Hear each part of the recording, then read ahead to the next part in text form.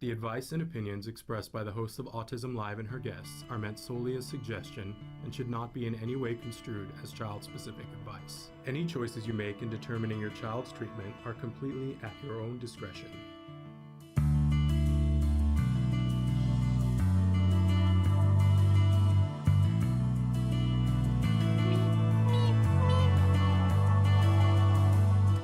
Good morning and welcome to Autism Live. I'm Shannon Penrod, and the rumors that we were doing a live show this morning were not rumors. They were in fact true. Sorry, we're getting a little bit of a late start here this morning because it happens. Ask them over at Netflix. It happens. We're excited though to be here live again. We haven't been doing a lot of live shows the last couple of weeks because we had so much programming from the 44-hour podcast-a-thon. We were re-airing that and we all needed a breath here. And we wanted to make sure that you guys saw that really good content, but we're back in the swing. We are doing live shows, and today is a perfect example of that. Good morning, our journey, Cameron's New Life. So thrilled to be here with you live. That's an example of how you guys can participate. If you're watching us live right now on Facebook, on YouTube, on Twitter, or about a dozen other sites, Traven, our fabulous Traven, is going to show you in just a second some of the different ways that you could be watching us live and some of the ways that you could be watching us in other ways too. But if you're watching us live, you can be writing in right now on Facebook, YouTube, or Twitter, and it shows up magically here in my screen. That's how I just said hello to our journey, Cameron's New Life. So, and we love interaction. Interaction is the most fun thing that we do here. We want to know that the content that we're putting out gets to you guys and that you may not agree with it. It might fire you up. There's a lot we're going to be talking about today. I hope you get fired up with me. I'm fired up. But we want you to ask questions. We want to know what kinds of things that you're looking forward to watching on the show, because our whole goal here is to provide information and inspiration. So we hope that you'll participate. Want to let you know too, as Traven gets around to showing you like all these places where you can watch us live and where you can watch us recorded as a podcast. We are every place that you can download a podcast. We're there, iHeartRadio, Spotify, all these different places. So we hope that you're catching up on shows that maybe you haven't seen in the last 12 years that we've been doing this. Just 12 years, short walk around the block, right? But we hope that you're searching topics too to see if there's something that's already been covered on our show by an expert or someone, you know, talking about it from their point of view. We always say here that for this show, our goal is to reach that larger autism community. That starts, of course, with individuals who are on the autism spectrum themselves, of course, right? Because they're the beating heart of our community. But we also include in that group everyone who loves those individuals, everyone who wants to be supportive, to be a good ally, be a good accomplice to folks that are on the spectrum.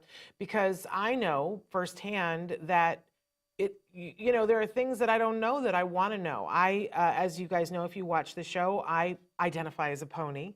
I love saying that still. It hasn't worn off. I am a parent of a neurodiverse individual. Those are the words that he has given me that I can use to describe myself, because that's what I am, a parent of a neurodiverse individual. The way I have described myself has changed vastly over the years. My son was diagnosed over 17 years ago. He's now about to be 20. He was 2.5 at the time. And I use different words then. So the one thing I will say is if you're going back through the archives, sometimes you will hear me say things that I don't say anymore, because I would like to think that I have grown and learned, right? Which we should all be growing and learning, right? To be the best possible advocates, the best possible allies, and to be the best possible accomplices. I love Amy Gravino's talk on being an accomplice. Our journey, Cameron's New Life, says we're dealing with a lot of self-injurious behavior. It's very hard to experience. Yes, self-injurious behavior. We're going to touch on that a little bit today, but just a smoosh. But I got to say, self-injurious behavior, when that is happening, it is critical that you get professional eyes on that. So I know you've been through the ringer with getting services, but I would call your insurance company today and tell them that they have to get you a BCBA. that I know you have coverage for that, so they need to find you a BCBA and that you need to talk to somebody today because your child is engaging in self-injurious behavior. That is not something that you can let go. That's not something I can advise you to let go. It's not something that I can tell you how to fix it because it's so specific with self-injurious behavior, and it could be that it's serious. I don't want to say could be, it is serious. When somebody is injuring themselves or other people, it is serious. So, but it could be life-threatening serious. That's what I was sort of pussyfooting around, but let's say it. So I want you to promise me that you're going to put in a call today and say, I need help today. And let me know that has happened, okay? Because that's really serious, and I'm going to be worried for you and for him. So let's, we're keeping you in our thoughts and our prayers. I know that it's difficult, but you got to get some help today, okay? But in addition to having said that, we are going to be talking a little bit today about an area that is, I would say, pretty incendiary, that people get very hepped up. I'm hepped up about this topic, and I get hepped up. She says, okay, he's biting me, hitting himself in the head. Okay, so you got to get some help for that, because there's lots of different reasons why he's biting you. That's communication, and why he's hitting himself in the head. I don't know why. I don't know why, and I would say to you, it's likely that maybe you have a suspicion, but you don't know why. And there are very specific reasons why people hit themselves in the head. It's not okay. And I am someone who, as a parent, when my son was younger, he would throw himself on the floor and start hitting his head on the kitchen floor. Hitting the head, very specific. But if I were to say to you, oh, it could be this or it could be that, who knows? You got to have an expert. Okay, I'm sending you a hug. Right? And if you need to, reach out to me, okay? Let's make sure that you get the help that you need today. And that goes for anybody else who's going through that. The truth of the matter is that all behavior is communication, right? And something is being communicated, but if you don't have the decoder ring to figure out what's being communicated, then we run the risk of doing something that could make it worse. And we can't afford that when it's self-injurious behavior, right? Because he could hurt himself badly in a way that's permanent. So let's not. Okay, email me. Wonderful. She says I won't email you. All right, wonderful. So I want to say that we have lots of experts on the show, as you know. But on Mondays, typically, we do a parent-to-parent talk, and I'm the one who's usually doing the talk, although we're going to have some other people guesting soon. And I'm a parent. I'm not an expert in the field of autism. I'm somebody who's been in this chair for a really long time, over 12 years in this chair covering autism and talking to experts, which, that doesn't make me an expert. It makes me somebody who has an informed opinion. Sure, I'll go with you there, but I'm not an expert. So, but I do think that what is valid and why we call these parent-to-parent is that there is a portion of this that I've had experts here, and I'm going to continue to have experts talking to you about stimming, and it's important to get their point of view on it too. But sometimes you need to hear it from the social emotional person who's been through it and who's talked to a lot of other parents. That's what we're doing here. This is not supposed to take the place of advice from an expert, but just try to give you a place where you can come as a parent and get good information from another parent who takes into consideration what it feels like to be a parent, which is different than what it feels like to be the person on the spectrum, right? Yep, big hug. So we are going to talk today about stimming and the 10 things that I think that every parent should know about stimming. And I want to start with everybody take a deep breath, because it may be that the things that I'm going to say about stimming are not the things that you thought I was going to say about stimming. I can hear all of my friends who are on the spectrum going, wait a second, why do you get an opinion about this? Stay, listen to what I have to say, and then see if you don't agree with what I'm saying. I would love to know, because I always want to be a good ally, right? So let's launch into this. And I don't know if you can see my little subheading on it. It's 10 things every parent should know about stimming, because everyone does it, including you. We all stim. So let's get launched right into this PowerPoint, because the first thing that I want us all to know, oops, I clicked the wrong one, is everyone stims. Absolutely everybody stims. Let's back up the bus a little bit and talk about what stimming is, because this is a hot button for me. When my son, he hadn't yet been diagnosed. We were a couple of weeks away from being diagnosed, and they sent me to get an evaluation from this place and it was I think she was an occupational therapist. And they also had speech and language pathologists there too, but she was just doing an evaluation about what kinds of things that he was doing. And it was the first person that I was sent to that I could actually ask some questions, right? And at one point she said to me, did I have any questions? And at that moment, he started doing something. And at the time, I don't even remember what it was, but it was something that I didn't understand. So I said to her, I said, what is that thing that he's doing and why is he doing it? And she said, oh, he's stimming. That's what he's doing. He's stimming. And I said, well, what is that and why is he doing it? And you know what? That was a good question. And she glossed right over that thing. And she said, oh, well, it's stimming and it doesn't really have a purpose. Wrong answer. Total wrong answer from the first expert that I ever met about stimming. Now, does that mean we throw her away and go, she knows nothing? No, she knew some good things, right? She gave me some information that helped me to go places to get more help. But in this aspect, she didn't know what she was talking about. And you know what should have been my first clue? Was that when I said, what is stimming? She kept saying to me, it's stimming. She couldn't tell me what STIM stood for. And what stimming is, it's a phrase that people use all over the place, and it's short for self-stimulatory behavior, but it's often used incorrectly. And as soon as I knew, when I talked to like 3 other experts, and I was like, what is stimming? It's self-stimulatory behavior. And I remember going, I don't think he's doing that to stimulate himself. I think he's doing that to calm himself down. And there we are. There is the rub, that when people say stim, often they're using the term wrong, but we're going to discuss it because that is the term that people use. But I want you guys to know that really what we're talking about is automatically reinforced behavior.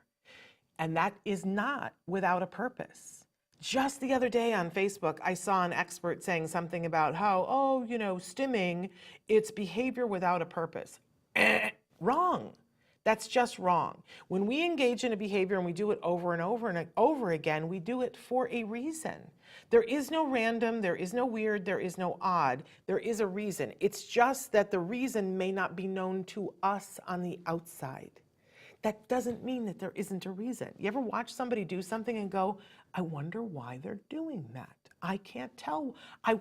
Just somebody's license plate. I would love to go up to people and go, what does your license plate mean? Right? I don't automatically assume when I see, a pattern of letters, I go, oh, it's just random. It's just random, right? I don't assume that. I want to know what the story is behind it. We should all be that curious about self-stimulatory behavior and automatically reinforced behavior. Now, for the rest of this talk, I'm going to talk about stimming, but I want us all to know that what I'm really talking about is that automatically reinforced behavior, that there is some reason why I'm doing it. It's an inside job. I know what it is. It's serving a purpose for me, which is why I'm doing it. But I may not have shared that information with you. I may not be able to share that information with you. I may not be able to even put it into word terms for myself, but I'm doing it for a reason, right? There is a reason. And we all of us do this. When people say, well, we need to get rid of the stimming, I'm like, what planet are you on? Because we stim for a reason and we all do it. Often the people who are like, well, we need to stop that stimming behavior are sitting there and doing something like this, or they're playing with a scoosh on their desk. They're bouncing their leg, or, oh my gosh, the people with the long hair. Like, there's a whole culture of girls who just play with their hair while they're talking to you. And let me tell you about this. That girl is engaging in that behavior for a reason. Are there some self-stimulatory, automatic reinforcing behaviors that other people do that drive you crazy? Yes. Yes, there are. And what do we do? When I see a girl and she's playing with her hair, especially in a business situation, I want to say, can we stop that? But that's not appropriate. That's not my business to tell her what she can and cannot do, right? But does it drive me bonkers? For sure. Too bad. That's my problem, not her problem. But, tell that girl who's like playing with her hair endlessly and talking and doing the thing with her hair and whatever, that it's perfectly okay for her brother to rock when he's in public. And she's like, he has to stop that. Drives me crazy. We all stim. There are reasons why we stim. Okay? So be aware of the fact that for parents, that when you are talking about your child's automatic reinforcing, their stimming, think about what yours is, and would you want someone to rip that away from you? No, because it serves a purpose. So we got to be mindful of that. Okay, I did it again. I clicked the wrong thing. Okay, so I mentioned this, that stimming serves a purpose. The behavior analysts call this the function of a behavior. You probably couldn't hear it, but I'm bouncing my leg right now, right? It serves a purpose. I'm nervous because, I just covered that on the last slide. That wasn't the best thing I could have done. So that comes out of my leg that's bouncing. Is it okay? You can't see it. It's, it's not really interrupting anything. It's perfectly okay that that's what I'm doing. I was watching Ted Lasso last night, and he's doing the things with his thumbs. Right? That's what he does.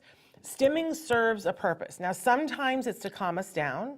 Sometimes it's to soothe us. Sometimes it's to stimulate us so that we can get, ready for something.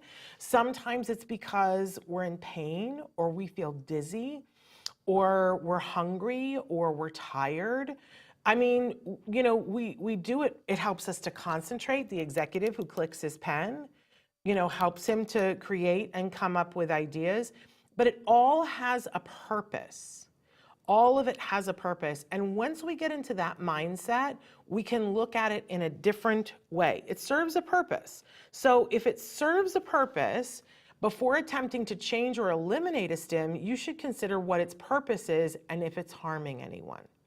So when I meet new parents who have kids that have recently been diagnosed, and I'll say to them, what questions do you have for me? What are you worried about? What are your concerns? What's going on, right?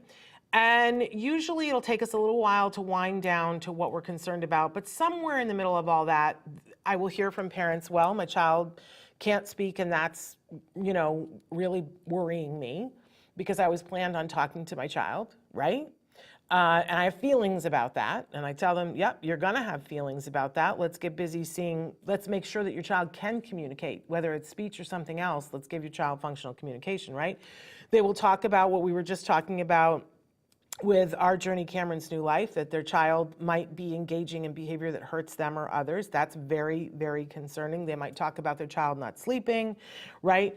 But at some point, they will say something like, and they're doing this thing, whatever it is that they do kind of repetitively, and I'll hear there's a whole spectrum of responses to it. Either it's driving me crazy, or it's going to make them stick out in it and they're going to be made fun of, right? At some point the parent expresses concern about this behavior, and it's tied to what the parent feels. I think it's really important to acknowledge that. Let's not poo-poo it. Let's not guilt anybody. You have your feelings. Your feelings are your feelings. But before we go in and say we're going to change that behavior, let's acknowledge that. Let's acknowledge that, first of all, that it's serving a purpose for them and that you're having feelings with it. And sometimes we need to go in and change a behavior, because if they're hitting themselves in the head, that's not a behavior that we can say, let's let it ride, right? So I always think it's important that when we're talking about these STIM behaviors, let's look at it and go, what's the purpose of it, and is it harming anyone or anything? Now, this is a very nuanced question, because if they're hitting themselves in the head, easy. We go, no, that's a behavior we can't stick with, right? But then we get into the ones that are harder, that maybe your child is flapping their hands. And you're like, it looks a certain way to other people, and they got made fun of at the family reunion, and what's going to happen when they're in third grade, right? And a lot of people, especially a lot of self-advocates, will tell you, this is what they're doing to calm themselves down, so leave it alone. And to a certain extent, I will agree to a certain extent, but if this is somebody that wants to communicate, is it preventing them from being able to communicate in all the forms of communication there are? Because if this is a first grader and we're trying to teach them how to hold a pencil to write their name, right? Are they able to do that, or do they constantly have to shake their hands? Because then we might say, okay, I don't want to take the shaking the hands away, but I want them to be able to hold a pencil so that they can move on to being able to write their name, being able to answer questions, being able to type, all, eat. If all they can do is flap their hands, then is it going to get in the way of something else? Right? So we have to put it through this litmus test of, is it harming them or someone else? Because if it isn't harming anybody, maybe we don't want to even deal with it right now. Maybe later on, if we see that it's harming their ability to do something else, then we can take steps that are kind and considerate of the individual, because that is at the core of everything here. Okay, so here's my little cautionary tale here, that you should never seek to change or eliminate a stim without teaching/creating a different way for the individual to meet the need that the stim was giving. All right, this just makes sense, right? If I am flapping my hands, and if I accept that there is a reason why I am flapping my hands, and we decide, well, the flapping of the hands is preventing this person from being able to eat. Therefore, we need to work on this a little bit. We can't just say, well, let's stop the hand flapping. That is not the way you get this done. If there is a purpose behind the hand flapping, what we need to do is we need to identify first of all, what is it giving them? And can we give this to them in another way that meets the need, but doesn't prevent them from doing the things that they want to do? Any other attempt to deal with these kinds of behaviors is, first of all, not going to be successful, because if I need that, then if you try to take it away, I'm going to be stealthy about it, but I'm still going to get my need met, because it's a need. It's not a desire. It's not a hope. It's a need, right? So I'm not going to be successful if I don't look at it this way, but it's also cruel. It's cruel to say to somebody, oh, I see that you're doing that to calm yourself down, but we're going to stop that right now. You know why? Because it makes me nervous. Or it's preventing you from eating, but still, if it's a need, it has to be met. All right? So that's why we got to know what the function of this stim is first. And as we said from the beginning, it's an inside job. I might have to be really stealthy, put on my Sherlock hat, and try to figure out, what do I think the need is that's being met here. But then I can teach other ways to get the need met.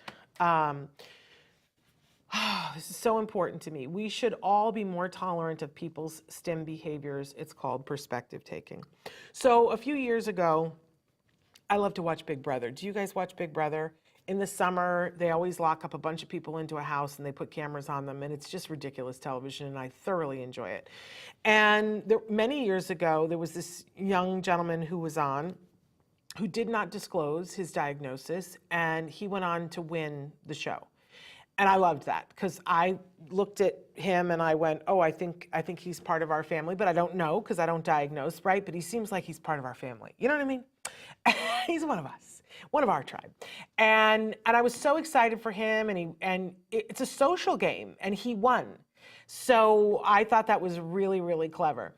And then after he won, he openly disclosed that he was on the autism spectrum, and said, I didn't want to say while I was in there because I didn't want it to become about that. And, and look, I went on to win. Woo, we celebrated. So then they have the All-Stars, and they invite all these people back that have been on the show before, and they invite Ian back on the show. But now everybody knows. And it was just fascinating to me to see how people dealt with him, and it made me furious. And there was a firestorm on the internet about it, because people would put themselves in other bedrooms, and they would say, oh, did you see what he was doing? It was so weird. he was rocking. Did you see when we were in the meeting and he was rocking? I can't believe, it just makes me nervous. I don't know what to do when he's rocking. And meanwhile, back at the ranch, then the producers were very clever. They would go to a shot of them all sitting on the couch together, and there's Ian, and he's rocking, right? But he's not bothering anybody, really. He's not touching anybody. He's not hurting anybody. It was just this girl who was like, it's so weird. Meanwhile, they show her, and she has her legs crossed and is bobbing her leg like it is a metronome. And she's like, it's so weird. It's so weird that he's rocking. And I thought, I'll be honest with you, I really did not care for her. I'm still not gonna like her. But here's what happened after that, is that the internet went after her and she lost jobs because of her saying that. And people pointed out, there was your leg bobbing, and that makes me feel weird and odd. And she more than got it back. It's not good for anybody. When we see people that are engaging in behavior, we need to put it through a filter about who are we and what are we doing? And what's your stim? And who does it drive crazy? Listen, there are people who watch this show and they write in and they will say things to me. And I think, oh, karma. Because I engage in behavior on the show, and sometimes it's making people crazy. And other people don't mind it. But we all need to be a little bit more mindful of the fact that that person is doing that because it's important for them, right? And not be in judgment of them, because when we are in judgment of them, it's gonna come back around to us. And that I said over the weekend, what happened to the phrase, do unto others as you would have them do unto you? Where did that go in life? It's so funny to me that we talk all the time about how folks on the spectrum have trouble perspective taking. Excuse me. I think that neurotypical people, myself included, sometimes it's us having trouble with the perspective taking. So not only do I say to parents, do we need to be mindful and more tolerant of our children's stims, but we need to teach that to other people. And so when somebody comes to you, when the teacher comes to you and says, oh, well, your child is doing, and we can't have stimming behavior, that we come from a place of educating that teacher. Somebody asked me recently at a conference, they're like, what do you say to a parent when they're saying, oh, we've got to stop this stimming behavior? And this is what I would say to a teacher who's saying that, is what I do is I look to try to see what they are doing, because it's all visible. We're all stimming all the time, and I'll say to them, oh, well, it's like what you're doing right there with your foot. Maybe we should work on that. Have you thought about changing that? I don't think you should be doing that anymore. And they go, oh, and they're affronted. That's how we all need to feel about saying that somebody's stim should just stop. It's not appropriate. It's rude. It's rude. So let's not do that. Okay. Some stims don't need to be changed or eliminated, but it might be appropriate to set guidelines about when, where, and how often the behavior can be engaged in. This is super important, because some of you, and Brian, I see you've written in, I'm going to get to your question in just a second. Some of you are going to, it's real when somebody is doing something that makes you crazy, right? My son used to walk around my house and go, dog, dog, dog, dog, till I thought that I was going to take my eyeballs and scratch them on a stucco wall. Because you just are like, I can't handle it anymore. It hits your sensory things. And there are some behaviors that people need to engage in that we're not going to be able to meet the need another way, not the same need.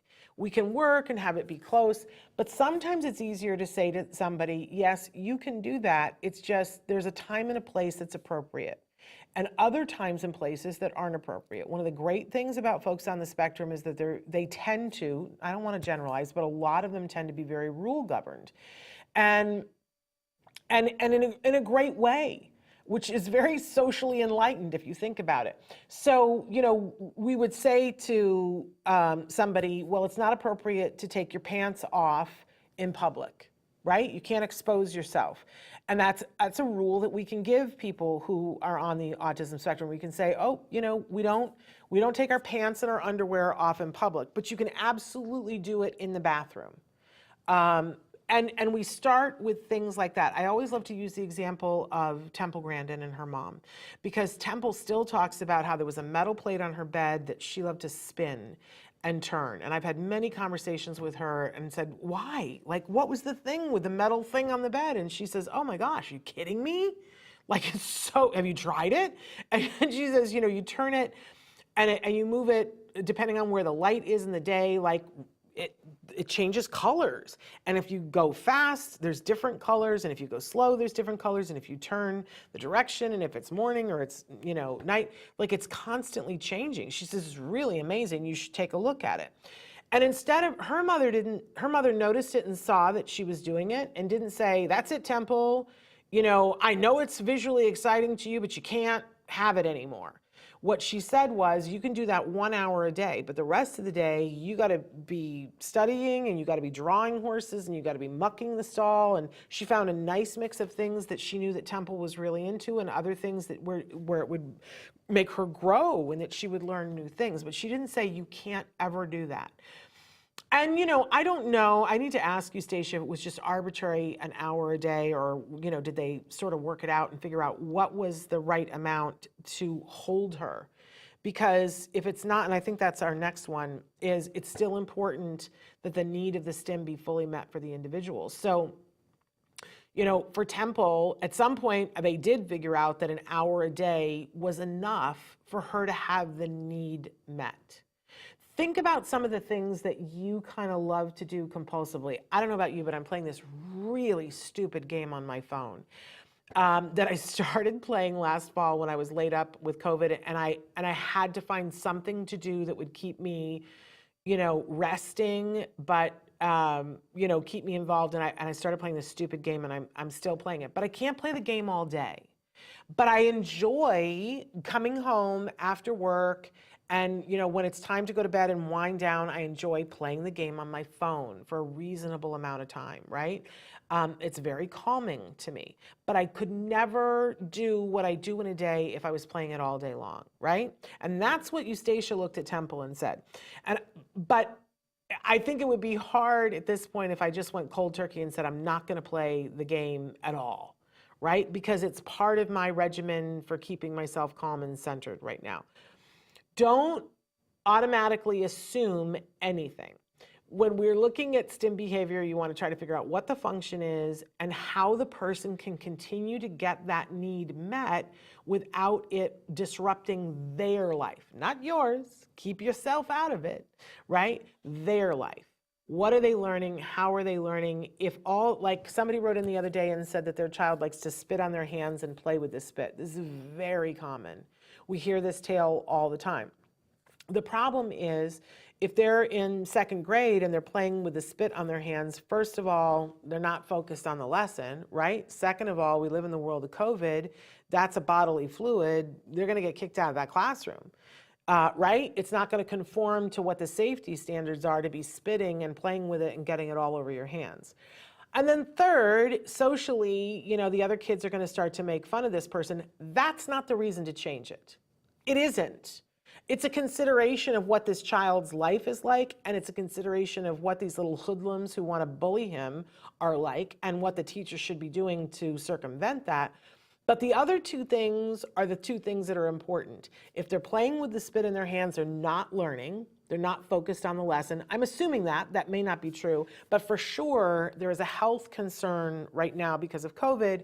They're going to get moved to a classroom where they're isolated, which might not be a good thing for this individual. But there is a sensory need that needs to be met. Now, this child might be somebody that we can say, you know, put those guidelines and say, you can only do this when you get home from school, and then you have to wash your hands. And that might be enough for this child. But for some children, that sensory need might be so great that they still are doing it in the classroom. One of the things that I recommended to the parent who wrote to us is that they make these, if we find that it's a tactile thing, they make these silky blankets that they're really small. Sometimes they're stuffed animals, even that vibrate.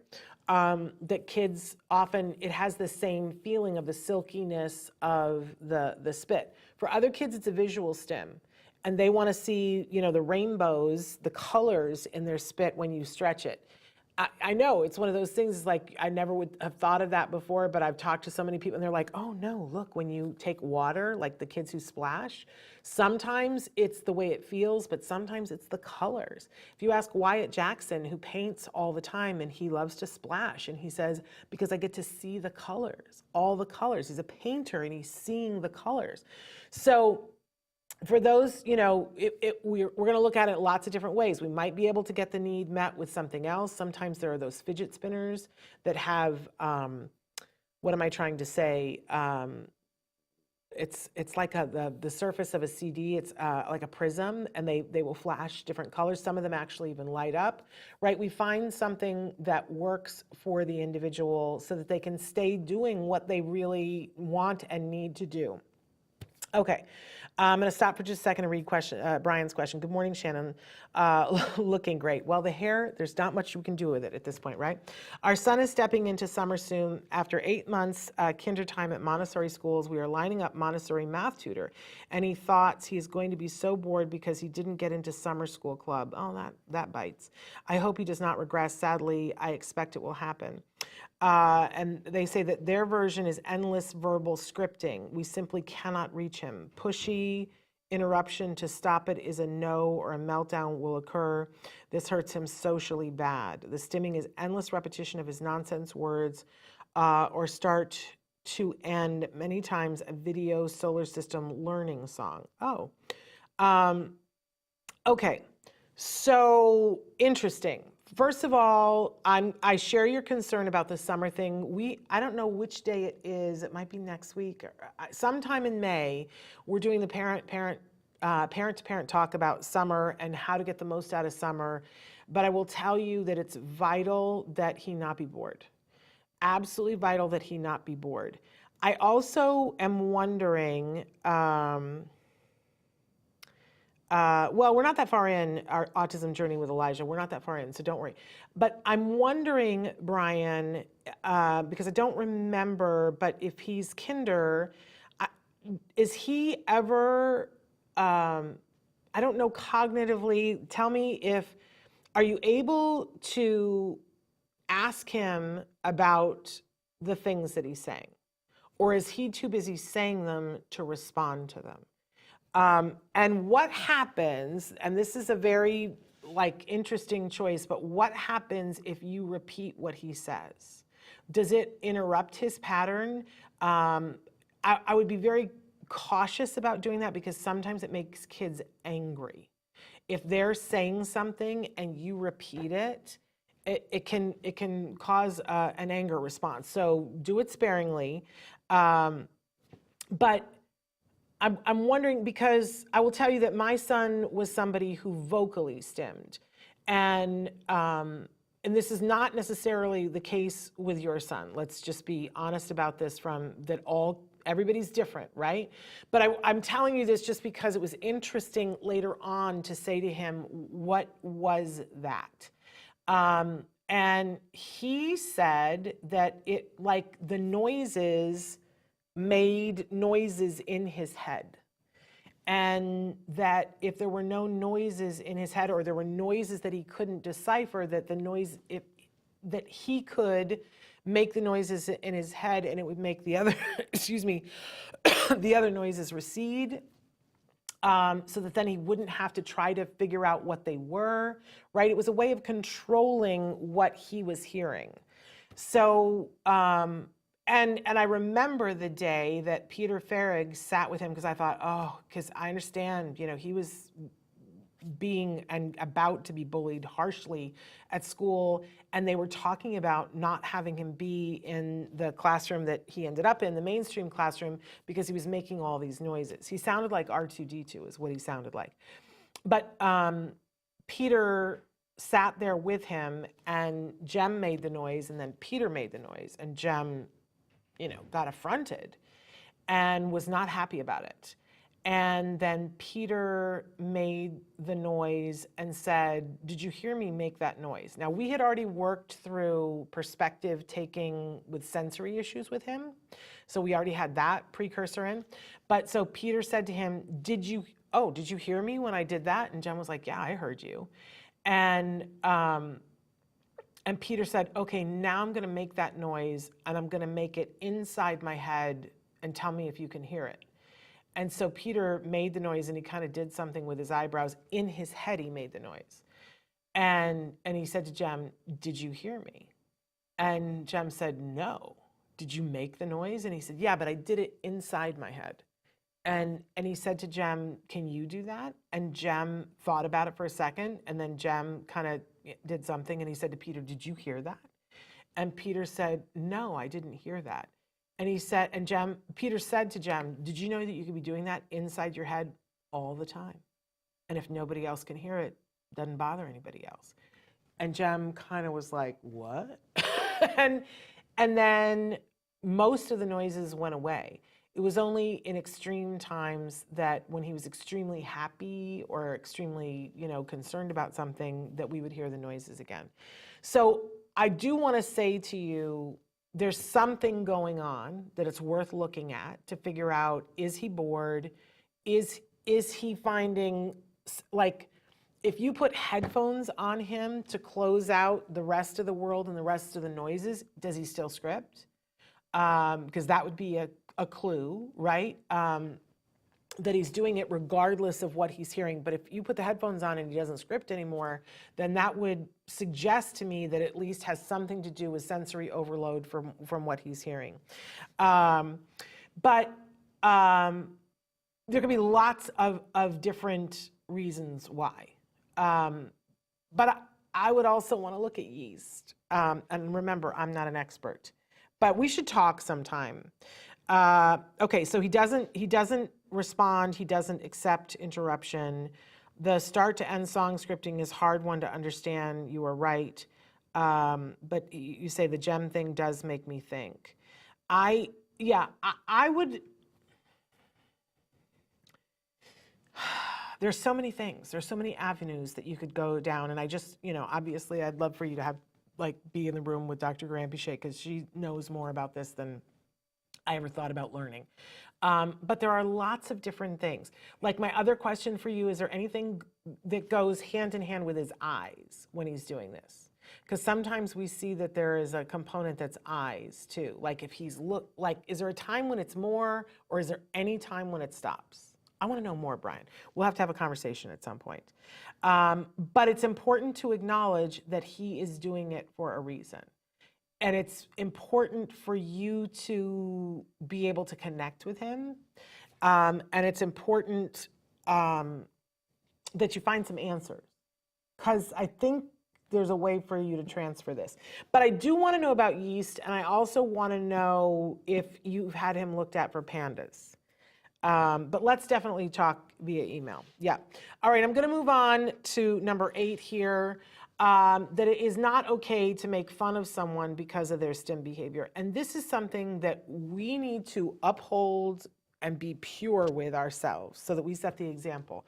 It's also something that we need to teach all of our children, whether they're on the spectrum or they're not on the spectrum, that we do not make fun of someone. And I know you're all like, well, that's duh, we wouldn't do that. But this includes watching on TV. This includes watching when someone can't hear you. We need to get all pristine on this, that we don't ever make fun. And that goes hand in hand with what I was just saying about when you mimic someone, you need to do this very cautiously, because often what will make them mad is that they will feel like you are making fun of them. That's not all kids, but there is the potential there. And if you are going to parrot what they are doing, do it as a means to connect with them. But if you see that they are angry, make sure that you back off a little bit, because you don't want them to think that you are making fun of them. That can never be I have seen people do that where the child makes a noise and so then they make the noise and they're doing it like to get them to see that it's not appropriate, which is making fun of it. We're not doing that. Use it as a connection if you must, but use it sparingly. It is not okay to let someone hurt themselves or others because it is a stim behavior. So we talked about all these things about, we need to be accepting, we need to be kind, we need to put ourselves in a place going, that behavior has a purpose and maybe we should leave it alone, which is a lot of what this talk should be. But I find that the flip is also a problem, that there are parents who will make the decision, and usually it's not the self-injury behavior, because I think we all look at that and go, okay, I don't want my child to engage in that behavior. But I've seen many times where a parent will be watching as their child hits a sibling or hits them, and they go, oh, well, it's just the autism, it's just their stimming, and they hit me by accident. And they poo-poo it and say, it's okay, we don't need to do anything about it. And this I take issue with, because if we really, and I hope we do, buy into this idea that everything that we do has a purpose, then if I, even by accidentally, let's say that I'm genuinely hand flapping and it's because it's something that soothes me, and in the process of hand flapping, I hit you. And I didn't even mean to, and I certainly didn't want to hurt you, but now something has happened. And depending on what the consequence is, I might like the consequence. And I might do it again because now it's a new thing. Oh, I was hand flapping before and had no thought of hitting anybody, but now I'm going to hit somebody. And I will tell you, sometimes people do hit and meaningfully hit. My husband and I were just talking about this the other day, the time that my son punched me in the head and about just took my lights out. And, here's the thing, is that if them hitting someone gains them control or gets them something that they want, then they learn, oh, hitting works to get what I want. This is not just people who are on the spectrum, by the way. This is, people who have problems with aggression have learned, if I want to get what I want, and I can't get it any other way, if I hit somebody, then I will get what I want. And this does not work. This is not acceptable. This is a fast way to hurt somebody and go to jail, right? And if you think for a second that our cute little adorable 3-year-olds who hit can't be put in jail later on, let me tell you that there are people on the spectrum in jail for hitting someone. We cannot allow this behavior, first of all, to happen because it's not good for them. It's not good for society, but it will build into things that are really bad for them. So we definitely don't take a laissez-faire attitude when somebody is hurting themselves or others. We know that the way that, if we need to change a stim, we can. We absolutely can, because we're going to figure out when they hit the person, what was it that they wanted? And we're going to teach them how to appropriately ask for the thing that they wanted. And we will make sure that when they appropriately ask for it, they are given it, right? That is how we, look at all stims. Now, if it's something that is like on the inside, like I hit them because I like the feel of it, well, there are other things that we can do, like pound clay. We can get a boxing gloves and a thing and have them work out, and they like the sound that it makes, or they like the way that it feels on their hands, right? And we reinforce that. But if they hit a person, we do not reinforce that. You see what I'm saying? There are ways to get the sensory needs met. There are ways to get all of those automatic reinforcing. It might take a little bit of time, but when it's crucial, when somebody is hurting themselves or others, we can, and we need to. And it needs to be a today thing, not a tomorrow thing. Okay. Our autism journey with Elijah says, I've seen this in Elijah's classroom and it causes meltdowns because of that behavior. I don't remember which behavior that was. I'm so sorry, Lori. Yes, I tell Elijah this every day. He has an issue with hitting anyone that he can't get his way with. Yeah, and you know what? I mean, if you think about it, that makes sense, right? That if at some point we hit, and think about the 4 different reasons why we do things, the 5 really. We do things for attention, and if I hit you, I've got your attention, right? So if it's attention, that might get me your attention. and if it works, I'm going to keep doing it, right? We do things to escape something. So if you're making a noise that I don't like, or you're asking me to do something that I don't want to do and I don't want to do it, if I hit you, now the conversation is about me hitting you. And now you give me a timeout and I don't have to go do the thing that you just did, right? I got to escape it, right? We also potentially hit because it's a sensory thing, it's automatically reinforcing, and there is a feeling and a sound that comes with hitting that for some people is deeply, deeply pleasurable. Think about Rocky in there smacking the meat in the freezer. There had to be a part of that was reinforcing to him, and there was a sound that came with it, and it felt good. It's not everybody's thing, but it's definitely some people's things, or there would be no boxing gyms, right? And then the fourth thing is to get something. So the tangible. So, or a person. So if you're babysitting me and I want mom and I hit you, now you're incapacitated and the person is yelling and now mom comes out, I win.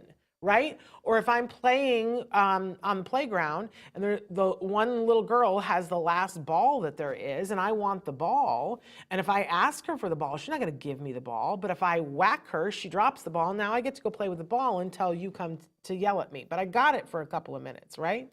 And then the last reason why we do anything that's a little bit of an older skill is to control. Because we want control, and hitting sometimes is the ultimate control, right? So it's not a shock why people hit, but if we know the equation and go, okay, which one of those 5 things did they get? And on Tuesday at 11 a.m., they might do it for attention, and on Wednesday at 3 p.m., they might do it to gain access to something. So it's not all across the board necessarily, but in each instance, if we see that they're doing it for attention, then what we want to do is give them attention for everything else that they do except hitting, right? If that's what they want, we're not going to give it to them for the hitting, but we're going to teach them how to say, hey, can you pay attention to me for a few minutes, right? And we'll do that with each one of the things. We'll teach them how to get their need met. And what we're talking about today is that self-stimulatory thing. So if it is a sensory thing, that they're getting a pleasure from it on the inside, then we would figure out what is it and how can we mimic that with something that is more socially appropriate than hitting. Because we have the technology. Okay, so, and I got to get to the last one because we are about to be out of time here. I think it's super important to acknowledge that there's nothing weird or odd about stimming. If we can take that stigma away and go, no. There's nothing weird. There's nothing odd. Just what I was saying about hitting. There are very specific reasons why people hit. There are very specific reasons why somebody is engaging in the behavior that they're engaging in. The tough part with stimming is that, as I said in the beginning, it's an inside job. So I can't know. I can guess. And I think one of the most interesting things for me, I mean, there's so many things that I now love about the autism community, but I love to talk to adults who will talk about how they stimmed as a child, what it meant to them, and what they were getting from it, how it was calming them down or how it was stimulating them. It's fascinating. It's an entirely different world that it should not be stigmatized, should not be considered weird, should not be considered odd. It's once they're able to communicate to you what it is that they're doing and why they're doing it, it's like somebody turns the lights on in the room and you go, oh my gosh, that's actually kind of beautiful. And so I end this talk by saying to you, if your child is doing something that you think is odd or that you think is weird, I think it's worth it to, you know that old saying about try to walk in another person's shoes? I think it's worth it to try it for yourself. I remember, my son did hand flap, but his hand flap, there are different hand flaps, right? His hand flap was right in front of his eyes.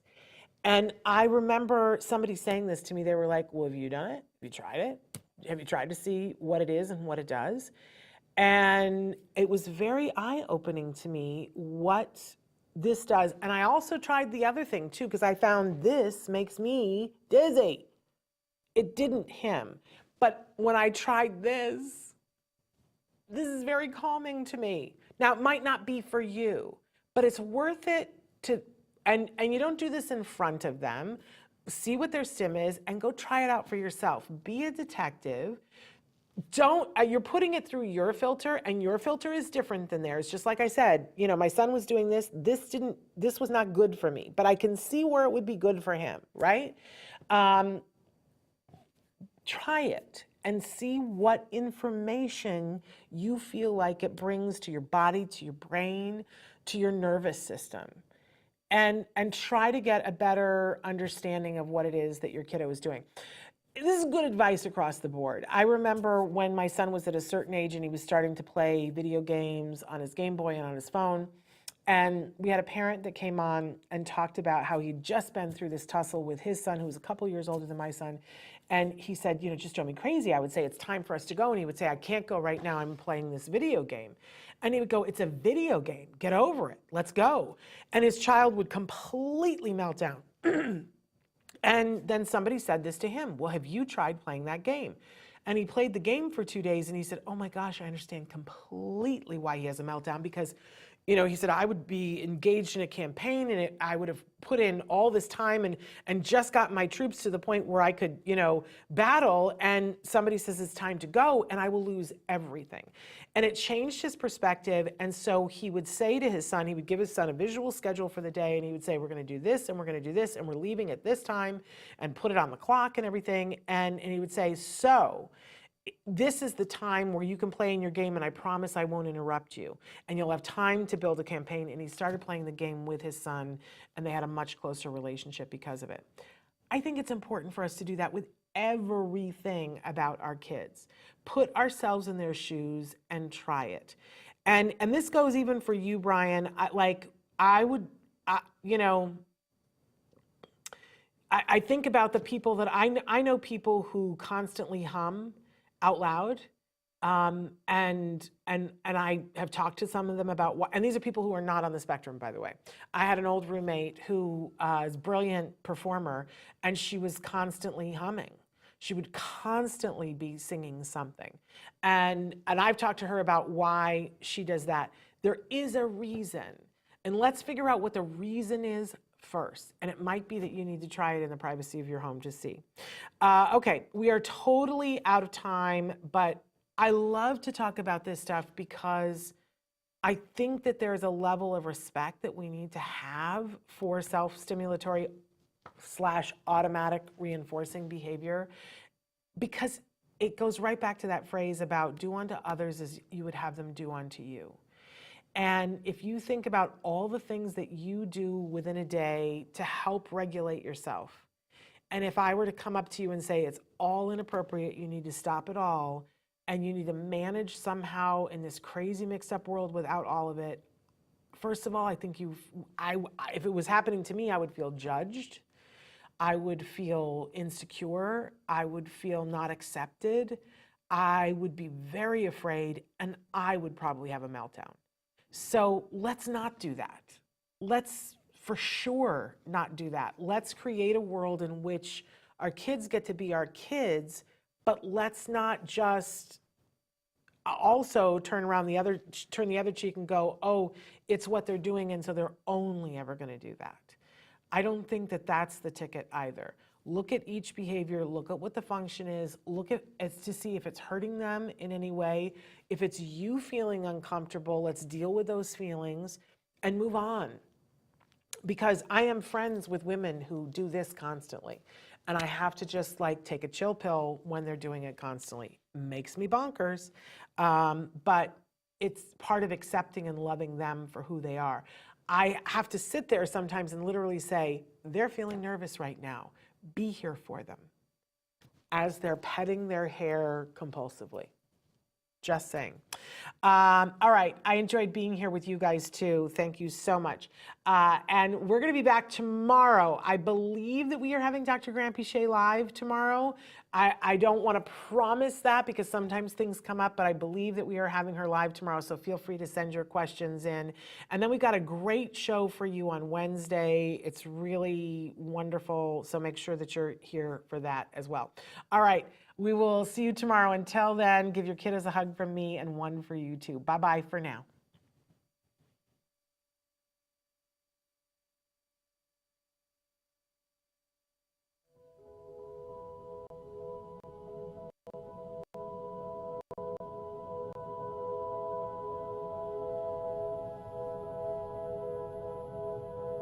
If you found anything helpful in this video, please give us a like. In fact, make sure that you smash that subscribe button on YouTube and give us a like on Facebook. You can also follow us on Twitter and on Instagram for important updates. And please download our free podcast wherever you get your podcasts. Thank you so much. See you next time.